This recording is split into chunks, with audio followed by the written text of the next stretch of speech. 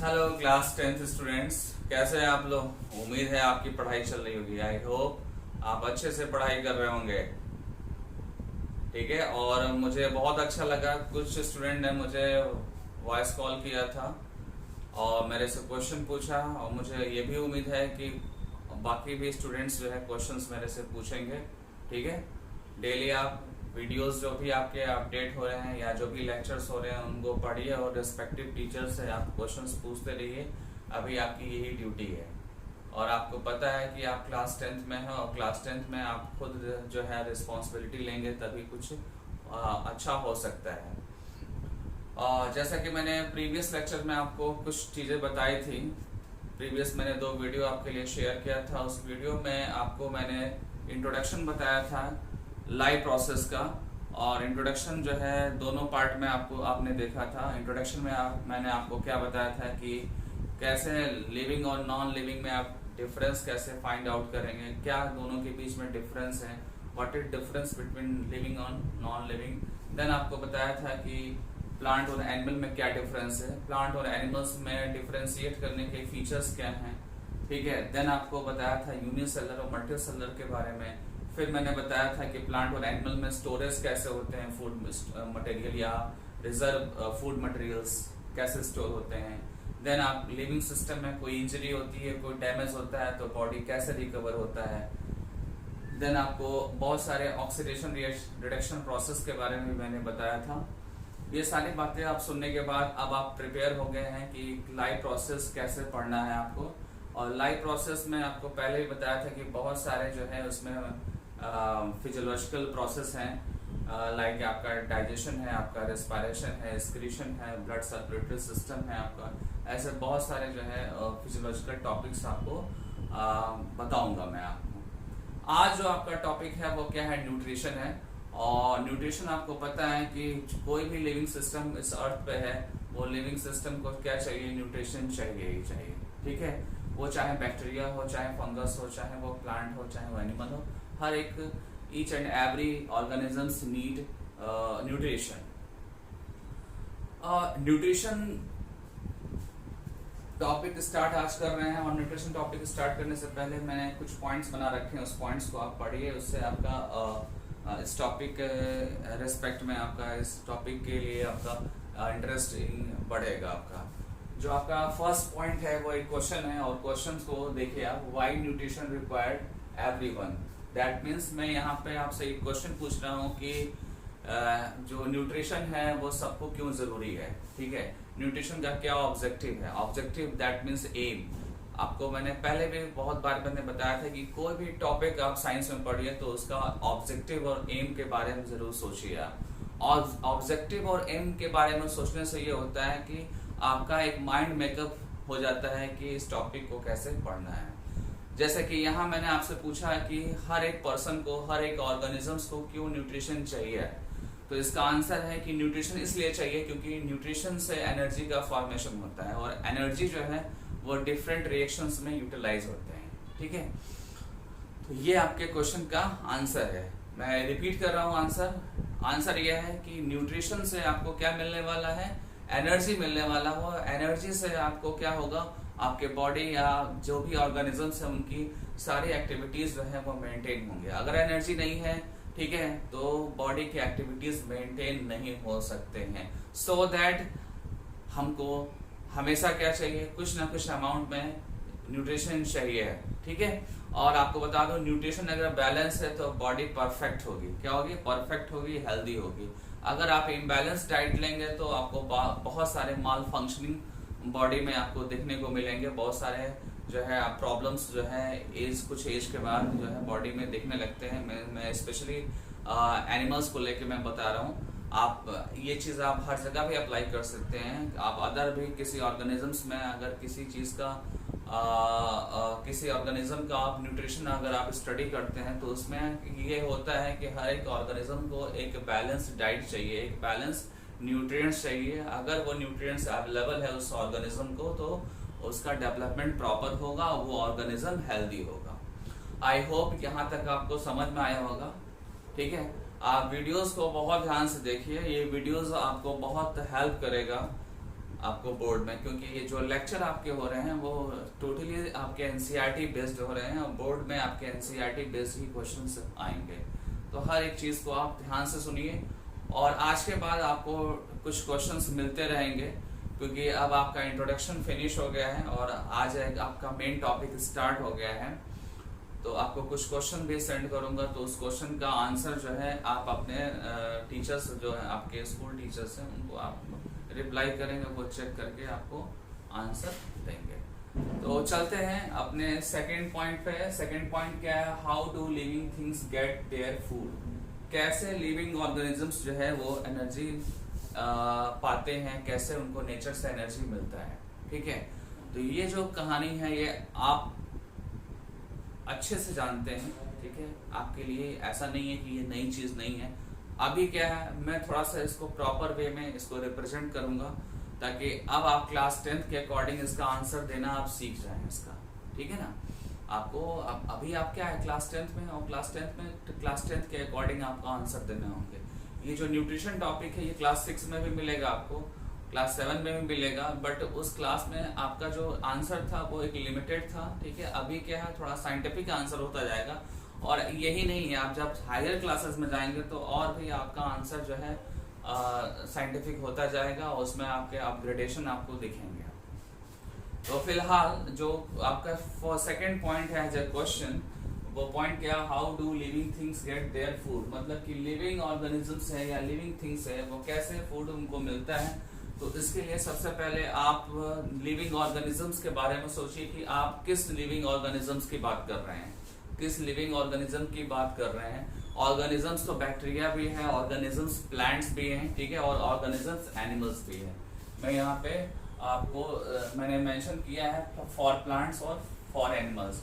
आप एक और हेडिंग बना सकते हैं फॉर माइक्रो ऑर्गेनिजम्स, बना तो सकते हैं, लेकिन माइक्रो ऑर्गेनिज्म में बहुत सारे कैटेगराइजेशन है न्यूट्रिशन को लेकर, तो उसको आपको पढ़ना नहीं है एक्चुअली में। ठीक है, उसको आपको पढ़ना नहीं है।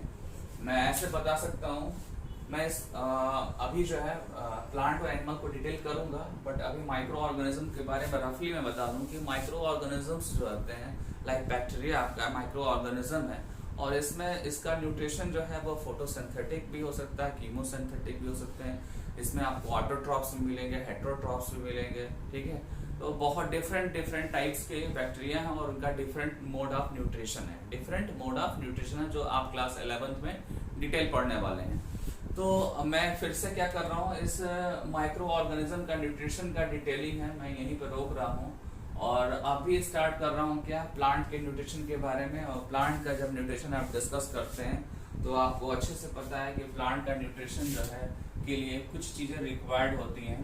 ठीक है, जैसे कि CO2 रिक्वायर्ड होता है। ठीक है, देन आपको रिक्वायर्ड होता है उसमें H2O का रिक्वायरमेंट होता है। ठीक है, फिर आपको रिक्वायरमेंट होती है सनलाइट की। ठीक है, सनलाइट भी चाहिए, और सनलाइट के साथ साथ आपको क्या चाहिए, क्लोरोफिल चाहिए। क्या चाहिए, क्लोरोफिल। देन आपको क्या मिलेगा, आपको प्रोडक्ट मिलेगा। प्रोडक्ट एक्चुअली में होता क्या है, यहाँ पे प्रोडक्ट आपका C6H12O6 है।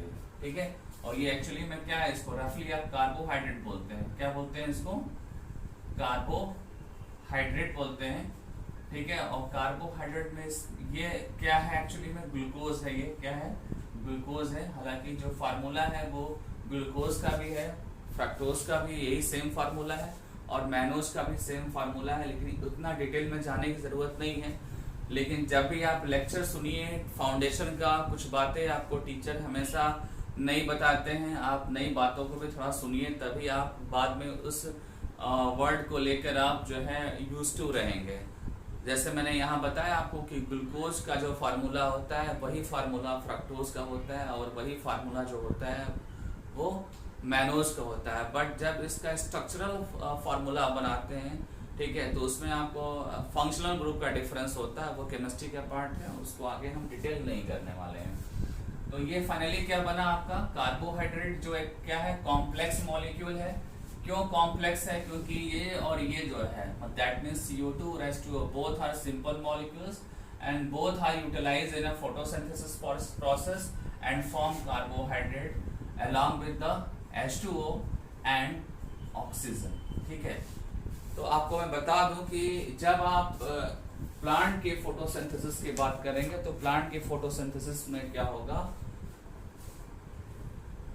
प्लांट के फोटोसिंथेसिस में आपको कुछ रिएक्टेंट मिलेंगे। ये रिएक्टेंट है आपके, इवन आपको देखा जाए तो क्लोरोफिल भी क्या है, एक रिएक्टेंट ही है, ठीक है। और सनलाइट भी एक रिएक्टेंट है। सनलाइट क्या है, लाइट एनर्जी प्रोवाइड कर रहा है, और लाइट एनर्जी के हेल्प से हम अभी क्या बनाने वाले हैं, एक कॉम्प्लेक्स मॉलिक्यूल्स बनाने वाले हैं। क्या बनाने वाले हैं, कॉम्प्लेक्स मॉलिक्यूल्स, ठीक है। और कॉम्प्लेक्स मॉलिक्यूल्स के अंदर क्या होगा, कंटेन होगा एनर्जी। क्या होगा, कंटेन होगा आपका एनर्जी, ठीक है। तो आप एक चीज बोल सकते हैं कि लाइट एनर्जी जो है ड्यूरिंग फोटोसिंथेसिस जो है आपका, लाइट एनर्जी जो है वो किस में कन्वर्ट हो रहा है, केमिकल एनर्जी में। Light energy convert into chemical energy, ठीक है। फार्मूला को आप बैलेंस कर लीजिए, ये 6H2O है और ये 6O2 है आपका, ठीक है। ये एरो ऊपर कर रहा हूं क्योंकि ऑक्सीजन जो है लिबरेट होता है, रिलीज होता है, एटमॉस्फेयर में जाता है ऑक्सीजन, ठीक है। तो फिर से मैं एक बार आपके सामने रिपीट कर रहा हूँ कि जो प्लांट है, प्लांट अपने न्यूट्रिशन के लिए क्या करता है, CO2 और H2O को जो है कन्वर्ट करता है किसमें, C6H12O6 जो क्या है ग्लूकोज है। और ये कन्वर्जन जो है सनलाइट और क्लोरोफिल के प्रेजेंस में होता है। क्लोरोफिल क्या है एक्चुअली में, chlorophyll is a photosynthetic pigments which found in chloroplast, ठीक है। Chlorophyll is a photosynthetic pigments which found in chloroplast, ठीक है। और क्लोरोप्लास्ट आपको पता है प्लांट्स में होते हैं और वो हेल्प करते हैं किसमें, फोटोसिंथेसिस में। इस रिएक्शन का बाय प्रोडक्ट क्या है, H2O और O2। O2 जो है, ये O2 जो है आपके स्टोमेटा के थ्रू एटमॉस्फेयर में रिलीज होगा। और एटमॉस्फेरिक जो ऑक्सीजन होता है वो ऑक्सीजन एक्चुअली कहाँ से आता है, फोटोसिंथेसिस से ही आता है। फोटोसिंथेसिस का जो बाय प्रोडक्ट होता है O2, वही रिस्पॉन्सिबल होता है एटमॉस्फेरिक ऑक्सीजन के लिए। ये बहुत इंपॉर्टेंट लाइन है, बहुत कम स्टूडेंट्स इस पर ध्यान देते हैं। ज्यादातर जो स्टूडेंट है वो ये बोलते हैं कि प्लांट के अंदर जो है फोटोसिंथेसिस होता है और फोटोसिंथेसिस के बाद प्लांट्स जो है अपना फूड मटेरियल्स फॉर्म करता है, बस इतना जानते हैं। बट आज के बाद आपको ये भी जानना है कि प्लांट जो है फोटोसिंथेसिस के बाद फूड मटेरियल भी बनाएगा और फूड मटेरियल के साथ साथ वो ऑक्सीजन भी बनाएगा। वो ऑक्सीजन जो है स्टोमेटा के ओपनिंग होने पे बाहर निकलेगा, एटमॉस्फेयर में जाएगा और एटमॉस्फेयर की ऑक्सीजन के कॉन्सेंट्रेशन को वो मेंटेन करेगा। और वो ऑक्सीजन जो है एनिमल्स यूज करते हैं। वो ऑक्सीजन कौन यूज करेगा, एनिमल्स यूज करेंगे। और एनिमल जब यूज करेंगे ब्रीदिंग में, रिस्पायरेशन में, तो फिर एनिमल में भी उस ऑक्सीजन की वजह से ज्यादा एनर्जी का फॉर्मेशन होगा, ज्यादा से ज्यादा एनर्जी का फॉर्मेशन होगा, ठीक है।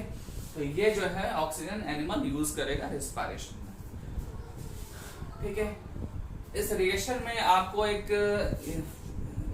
पैटर्न दिख रहा है। वो पैटर्न क्या है इस रिएक्शन में, कि जो आपके CO2 और H2O हैं वो क्या है, सिंपल मॉलिक्यूल्स है। CO2 और H2O both are simple molecules, both are simple molecules. CO2 and H2O both are simple molecules, ठीक है।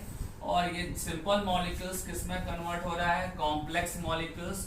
कॉम्प्लेक्स मॉलिक्यूल्स आपका क्या है, C6 है, H12 है, O6 है।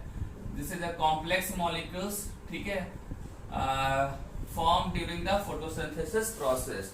तो जब भी आपको इस टाइप का पैटर्न दिखे, सिंपल से कॉम्प्लेक्स मॉलिक्यूल्स के फॉर्मेशन का दिखे पैटर्न आपको, सिंपल से कॉम्प्लेक्स में दिखे आपको पैटर्न आपको, ठीक है, तो आपको ध्यान देना है कि वहां पे उस प्रोसेस का एक नाम आप लिख सकते हैं, मेंशन कर सकते हैं।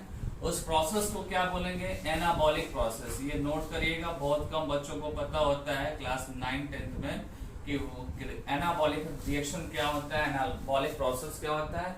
आज के बाद आपको ये जानना है कि एनाबॉलिक प्रोसेस जो होता है वो क्या होता है, जिसमें सिंपल मॉलिक्यूल्स जो है यूनाइट होते हैं, रिएक्ट करते हैं और कॉम्प्लेक्स मॉलिक्यूल्स का फॉर्मेशन करते हैं।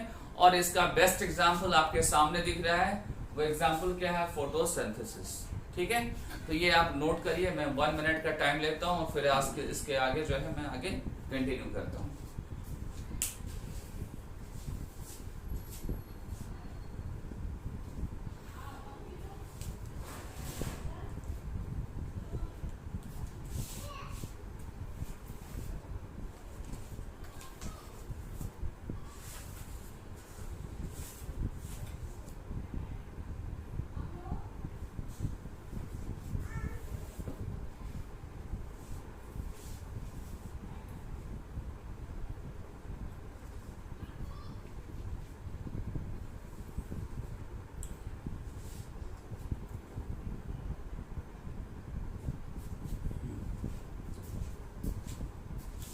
नोट कर लिया होगा आपने, आई थिंक। इसको मैं अब इरेज करने जा रहा हूँ, और उसके पहले मैं एक लाइन बोल दूं कि ये जो फोटोसिंथेसिस है, इसमें लाइट एनर्जी जो है केमिकल एनर्जी में कन्वर्ट हो रही है।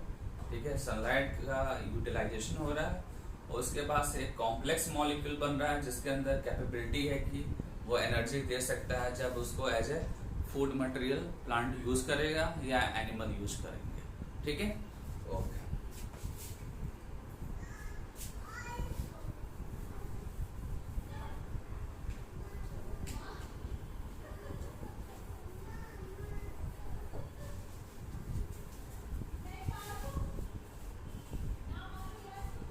अब आ जाइए आप कि सपोज दैट प्लांट में जब फोटोसिंथेसिस होता है, तो क्या आपको लगता है कि प्लांट का फोटोसिंथेसिस जो प्रोडक्ट होता है C6H12 जो है वो यूटिलाइज होता है?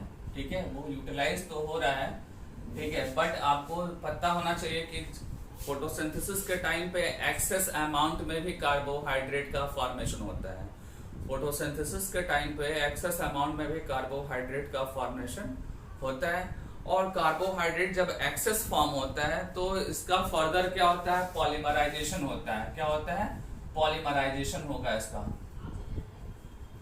इसका क्या होगा? पॉलीमराइजेशन होगा, और पॉलीमराइजेशन जब होगा तो इससे भी ज्यादा कॉम्प्लेक्स मॉलिक्यूल बनेगा।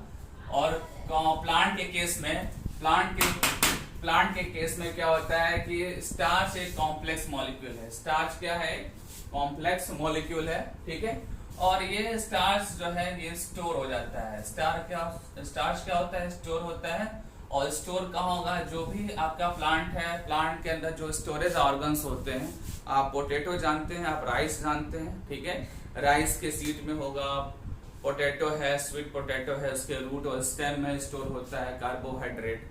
तो ऐसे बहुत सारे प्लांट्स हैं जहाँ पे आपको मतलब स्ट्रेट फॉरवर्ड आपको दिखेगा कि वहां पे कुछ स्टोर है, ठीक है, और क्या स्टोर है? वो स्टार्च स्टोर है। और स्टार्च का जब भी रिक्वायरमेंट होगा तो स्टार्च अगेन किसमें ब्रेक हो जाएगा? ग्लूकोज में ब्रेक हो जाएगा, और वो ग्लूकोज फिर एनर्जी देगा। वो ग्लूकोज क्या करेगा? फिर एनर्जी देगा आपको। ये मैं बता दूं आपको। जैसे आप एक पोटैटो को आप देखिए ध्यान से, तो पोटैटो जो है उसके अंदर स्टार्च है, और जब आप इस पोटैटो का रिप्रोडक्शन कराते हैं, स्पेशली मैं बात कर रहा हूँ एसेक्सुअल रिप्रोडक्शंस, एसेक्सुअल में वेजिटेटिव रिप्रोडक्शन। वेजिटेटिव रिप्रोडक्शन में क्या करते हैं कि आप एक पोटैटो को लेते हैं, पोटैटो में बहुत सारे आईज होते हैं, ठीक है, और आप पोटैटो के बहुत सारे पीसेस बनाते हैं, और पीस बनाते समय आप ध्यान देते हैं कि हर एक पीस में एक आई हो, ठीक है, जो किस तरह से वर्क करेगा? बर्ड की तरह वर्क करेगा। और इस पीस को आप जब सॉइल में लगाते हैं, इस सॉइल में इसको जब लगाएंगे पीस को, तो ये जो पीस है पोटैटो का, ये कंप्लीट जो है पोटैटो का प्लांट बनाएगा, एक कंप्लीट पोटैटो का प्लांट बनाएगा। और जब कंप्लीट पोटैटो का प्लांट बनाएगा तो उस प्लांट के फॉर्मेशन के लिए या प्लांट के एनर्जी के लिए जो है इस पीस के अंदर जो स्टार्च होगा, वो स्टार्च जो है प्लांट अपने आप को बनाने में यूज कर डालेगा। तो जब यूज होगा तो स्टार्च ब्रेक होगा। स्टार्च क्या होगा? ब्रेक होगा, और स्टार्च जो है आपका अगेन किसमें ब्रेक होगा? ग्लूकोज में। और ग्लूकोज आपको पता है कि ग्लूकोज एक एनर्जी सोर्स है, और उस ग्लूकोज को यूज करके वो पोटैटो का पीस जो है एक कंप्लीट प्लांट में कन्वर्ट कर जाएगा। ठीक है, तो सिंपल सा मतलब है कि आप आपके प्लांट्स या एनिमल्स में अगर कोई स्टोरेज पार्ट है तो उस स्टोरेज का मतलब भी है कि जब भी आपको यूटिलाइज करना होगा तो उस स्टोर मटेरियल को आप यूटिलाइज कर सकते हैं। और ऐसा केवल प्लांट में नहीं है, ऐसा एनिमल में भी है। ठीक है, जब एनिमल की बात आएगी तो मैं आपके सामने डिस्कस करूंगा कि एनिमल में कैसे है। फिलहाल ये चीज समझ लिया होगा आपने। मैंने सिंपली ये बताया है कि प्लांट में जब एक्सेस कार्बोहाइड्रेट का फॉर्मेशन हो जाता है after photosynthesis process, in that time carbohydrate is stored in a particular part of the plants, that is a stem or root, that is a stem or root। stem और roots में ये material आपका store हो सकता है, और जब need होगी, जब रिक्वायरमेंट होगी तो फर्दर ये स्टोर्ड मटेरियल ब्रेक होके ग्लूकोज में कन्वर्ट होंगे और ग्लूकोज से फिर हमको एनर्जी मिलेगी। ठीक है, तो ये प्लांट वाला पोर्शन हुआ। अब मैं डिस्कस करूंगा एनिमल वाले पोर्शन में। एनिमल पोर्शन में आपको बता दूं कि एनिमल का सबसे पहले मोड ऑफ न्यूट्रिशन जो होता है वो क्या होता है, हेटेरोट्रॉपिक। प्लांट का आपने क्या डिसाइड किया था, प्लांट का मैंने यहाँ मेंशन भी किया है नीचे। प्लांट का जो मोड ऑफ न्यूट्रिशन है वो है आपका ऑटोट्रॉपिक, बट एनिमल का कैसा है, हेटेरोट्रॉपिक है। ये कैसा है, हेटेरोट्रॉपिक है।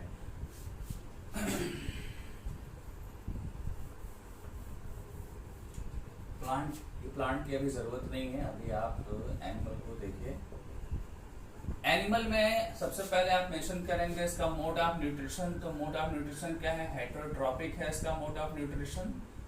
और हेटेरोट्रॉपिक में क्या होता है कि सीधे सीधे जो है प्लांट से इसको न्यूट्रिएंट्स मिलता है एनिमल को, और एनिमल जो है उसको इंजेस्ट करता है या उसको एज ए डाइट की तरह लेता है। वो एनिमल उस प्लांट के प्रोडक्ट को यूज करेगा और उसके बाद क्या करेगा, अपने लिए एनर्जी बनाएगा, और ये जो एनर्जी है वो फिजियोलॉजिकल प्रोसेस में यूज होगा। मैं फिर से रिपीट कर रहा हूँ, प्लांट का डिफरेंट पार्ट आप लेते हैं डाइट में। प्लांट से आप वेजिटेबल्स भी मिल रहा है आपको, फ्रूट्स भी मिल रहा है आपको, सीरियल्स ग्रेन्स भी मिल रहा है आपको, और उसके अंदर क्या है, न्यूट्रिएंट्स है। वो जो प्लांट का प्रोडक्ट एनिमल को जा रहा है as a diet, as a food, और एनिमल क्या कर रहा है, उसको यूज कर रहा है। यूज करने का मतलब उसका ब्रेक डाउन कर रहा है। आपको पता है एनिमल क्या करेगा, उस मटेरियल को ब्रेक डाउन करेगा, और ब्रेक डाउन का जो बायोलॉजी में नेम होता है उसको बोलते हैं कैटाबॉलिक। क्या होता है, कैटाबॉलिक। और कैटाबॉलिक प्रोसेस का आर रिएक्शन का एक मतलब होता है। मतलब क्या है, उसका मीनिंग क्या है कि कॉम्प्लेक्स मॉलिक्यूल्स जो है वो आपके सिंपल मॉलिक्यूल्स में कन्वर्ट होंगे, ठीक है। ऐसा जब आपको दिखे कॉम्प्लेक्स से सिंपल फॉर्म में आपको कोई रिएक्शन दिख रहा हो तो उस रिएक्शन को आप क्या बोलेंगे, कैटाबॉलिक रिएक्शन बोलेंगे। उस रिएक्शन को क्या बोलेंगे आप, कैटाबॉलिक रिएक्शन बोलेंगे। और एनिमल में ऐसा ही होता है, जैसे कि आप अपने आप को ले लो, आप क्या है, ह्यूमन है, और ह्यूमन क्या करता है, फूड मटेरियल इंजेस्ट करता है। पहले वो खाएगा, ठीक है, माउथ से अपने ओरल कैविटी की तरफ फूड मटेरियल को लेगा, देन इसोफेगस, देन वो स्टमक, देन स्मॉल इंटेस्टाइन, फिर लार्ज इंटेस्टाइन। तो जो आपका ओरल कैविटी से लेकर या माउथ से लेकर जो आपका लार्ज इंटेस्टाइन है, ये क्या है, ये एक्चुअली में डाइजेस्टिव ट्रैक है। This is a digestive track in which food material digest by mechanical reaction, mechanical process और केमिकल प्रोसेस और बायोकेमिकल प्रोसेस, ठीक है ना। मतलब कि यहाँ पे जो डाइजेशन होगा हमारे डाइजेस्टिव ट्रैक में वो मैकेनिकली भी हो सकता है, जैसे कि टीथ से हम ग्राइंडिंग करते हैं। ग्राइंडिंग करने के बाद से क्या होता है कि हमारे जो अंदर जो एंजाइम्स है वो कॉम्प्लेक्स फूड मटेरियल का ब्रेक डाउन करके सिंपल में कन्वर्ट करेंगे।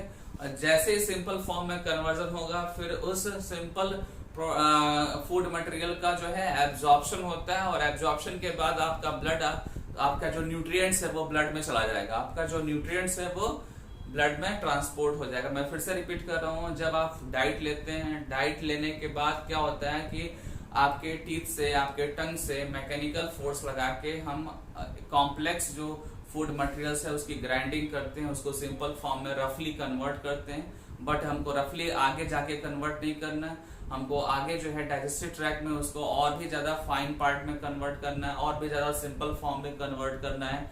तो जब सिंपल फॉर्म में कन्वर्ट करना है तो वहां पे रिक्वायर क्या होता है, एंजाइम्स होते हैं, और एंजाइम्स आपके डाइजेस्टिव ट्रैक के अंदर होते हैं, और वह एंजाइम्स जो है आपके कॉम्प्लेक्स मॉलिक्यूल्स को सिंपल फॉर्म में कन्वर्ट करेंगे, और सिंपल जो मॉलिक्यूल्स होंगे वो इजिली एब्जॉर्ब होंगे। एब्जॉर्ब होके वो कहाँ ट्रांसफर होंगे, वो ट्रांसफर होंगे आपके ब्लड की तरफ, और ब्लड का पार्ट बन जाएंगे वो, ठीक है। और वो फिर बॉडी पार्ट्स में डिस्ट्रीब्यूट हो जाएंगे, आपके सिंपल जो न्यूट्रिएंट्स हैं, और डिस्ट्रीब्यूट होने के बाद से बॉडी के पार्ट्स, देन बॉडी के सेल्स उसको रेस्पिरेशन के टाइम पे उसको यूटिलाइज करके एनर्जी बनाएंगे। और ये सारी कहानी कहाँ पे हो रही है, सारी स्टोरी आपकी एनिमल बॉडी में हो रही है, ठीक है ना। फाइनली हमको जो डाइट लिया उससे एनर्जी मिल गई, इसमें डाइजेशन भी इन्वॉल्व हुआ, इसमें आपका ब्लड का सर्कुलेशन भी इन्वॉल्व हुआ आपका, और देन रेस्पिरेशन भी प्रोसेस इन्वॉल्व हुआ, फिर आपको एनर्जी मिला। और आपको बता दूं इनडायरेक्टली आपका एंडोक्राइन सिस्टम भी इन्वॉल्व होगा, ठीक है, और इनडायरेक्टली आपका नर्वस सिस्टम भी इन्वॉल्व होगा।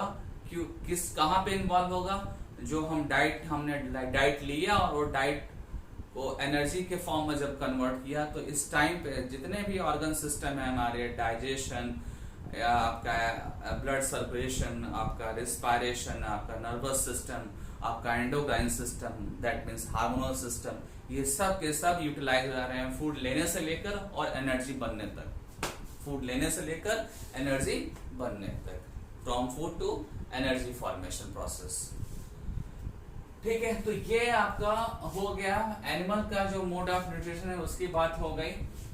आप लेक्चर को मतलब रिपीट करके आप देखिएगा तो आपको समझ में आ जाएगा मैंने क्या बताया आपको, ठीक है। ये थोड़ा सा स्टैंडर्ड मैंने आपको लेक्चर दिया ताकि आप जब क्लास 11th में बायोलॉजी लें तो आपको प्रॉब्लम ना हो, ठीक है। अब बात करते हैं कि क्या एनिमल में भी स्टोर होता है क्या फूड मटेरियल्स रिजर्व फॉर्म में। ऑफ कोर्स होता है, आपको मैं प्रीवियस जो है लेक्चर में आप देखेंगे तो जो एक्सेस जो है फूड मटेरियल है, ठीक है, रिजर्व मटेरियल आप बोल सकते हैं, एक्सेस रिजर्व मटेरियल है, ये एक्चुअली कहाँ पे स्टोर होगा, आपके लीवर में स्टोर होगा। कहाँ पे होगा ये स्टोर, लीवर के अंदर स्टोर होगा ये,